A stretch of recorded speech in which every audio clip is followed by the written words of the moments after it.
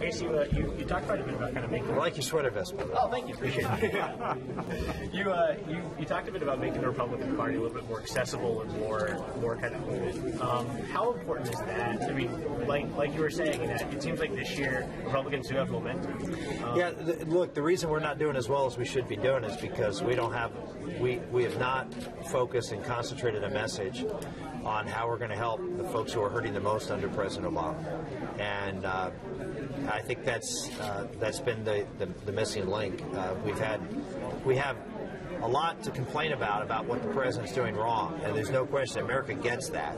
But they want to know, okay, what do you want to do right? I mean, what's your answer? And there's been some of that, but I just don't think that we've been strong enough, and we've been focused enough on how we're going to help the people who are most affected by the destructive policies of this administration. And that's why I talked about what I talk about today. That's why I've been talking about. I wrote a book in the spring called Blue Collar Conservative. And the whole idea was to go out there and put forth an agenda of everything from helping manufacturing and construction and energy to vocational training in our schools to technical training for re-education of folks who've lost their jobs, so we can upgrade skills and create opportunities, and also policies that are going to help strengthen the family and stop the government from breaking up families or causing families not to form in the first place.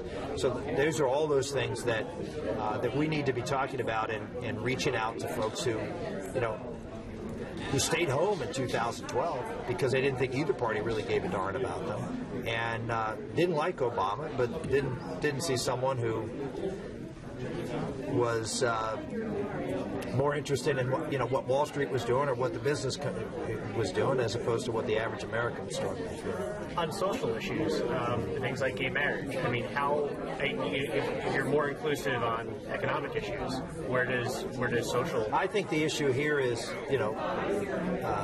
what are we going to do to strengthen marriage for children in America? I mean, that's really the bottom line. Is we can talk about gay marriage. The courts unfortunately have forced themselves in on that issue. But the most important thing is how do we reclaim marriage as a public good for society?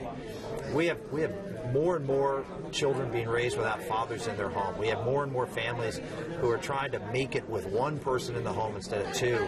And that's the overwhelming problem in America. And that's what we need to focus our attention on, because our educational system is failing. But you talk to any teacher, they'll tell you the same thing. If you have a child who's got a parent or parents engaged and has the ability and time to help prepare that child to learn, engage with that child in the educational process, those kids are going to do pretty well, whatever their IQ or aptitude is.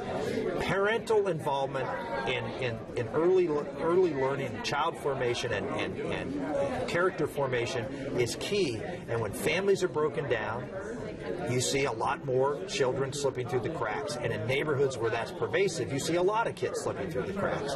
And so if people want to go off and argue about very, very, very small percentage of the population and whether they have marriage equality or not, I'm worried about the rest of America that is struggling right now, and we need to work on reclaiming marriage instead of fighting over a very small segment of society. You were pushing for a Republican sweep here in Iowa right now. You also mentioned you're hoping that could lead to a Republican candidate being elected in 2 years. Are you hoping to be that candidate? I haven't made a final decision on that yet, but we're out here. We're doing things to get things prepared and ready, and we won't make a final decision on that until sometime next year. But we're doing everything consistent with putting an effort together. Should we read something into the fact that you're not wearing the sweater vest today? Changing your image, you're going on tie and button down. You know what? No button down. No button down. Some suit. Regular. I wear different clothes. I don't wear the same clothes all the time. So, I mean, I'll probably wear some sweater vests, but I'll also wear... so I'm also thinking, since I was a fashion setter, a few years ago, whether I've been talking to my daughters who are particularly fashion conscious, and whether we're going to try something new this time. Maybe some other, breakthrough apparel. I mean, you can see it's still I still got the vest here, and And so I got to figure out, is there another item of clothing I might add to America's, fashion wardrobe?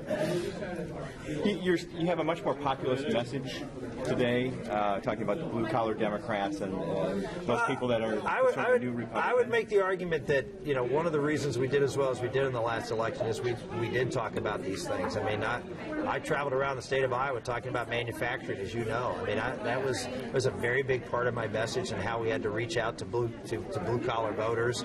I did talk about those things, and in fact, if you look at the really interesting thing that happened at the end of my campaign, I finished the campaign in April of 2012, and a couple days after I finished the campaign, the day after I finished, the Romney people called and said, we'd like to meet with you and just see what we can do going forward. And I said, sure.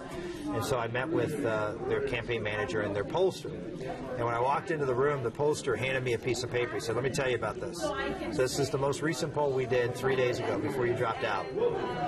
And it happened to be a survey from Pennsylvania, which was the next state up. And he said, you probably noticed this, but we noticed after you won the 3 states, Colorado, Missouri, and Minnesota, we started to notice that all the exit polls were underestimating your vote.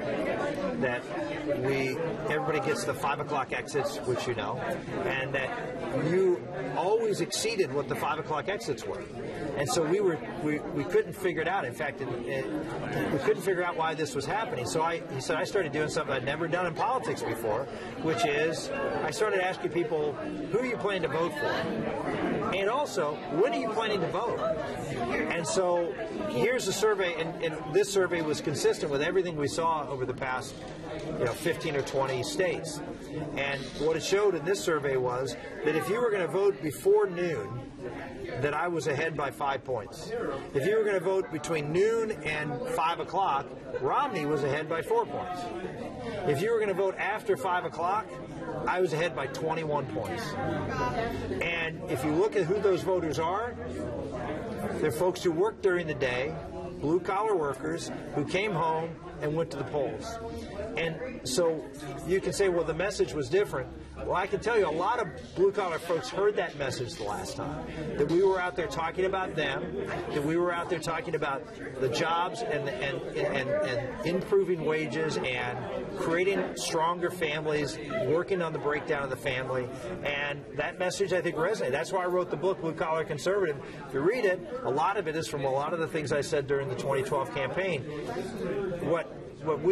What happens, always happens, is the media tries to put you in a little box and say, oh, you're this kind of candidate.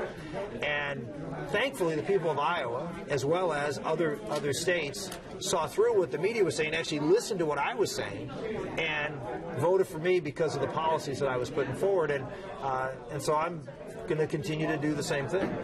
Last question, guys. Speaking of middle class, minimum wage is a very big issue right now. What are your thoughts on raising it? I support a raise in the minimum wage. I know that's counter to most of my party. I don't support the president's wage because I think that would be a very harmful wage to average working people. I mean, it would drive up unemployment at a time when we can't afford to do that. It would by the size of the increase, it would again increase the cost of labor and I think result in more unemployment. But I have consistently supported minimum wages that provide a floor wage, just like we provide a floor health and safety types of protections for workers. I think it's appropriate to provide a floor wage. Should employers have better safety environments than what the government requires? Yes. Why? Because they should take care of their employees, and that should be something that attracts people to want to come work there and be successful. Should they have higher wages than the minimum wage? Yes. Why? Because they're competing for wages, and they want their employees to do better. But we should provide a floor, and I think $1, maybe $1.50 increase would be a more reasonable thing. It would not have an inflationary impact. It would not drive unemployment up, and would provide a protection for workers across the country. So a little different perspective than the president. Thanks, guys.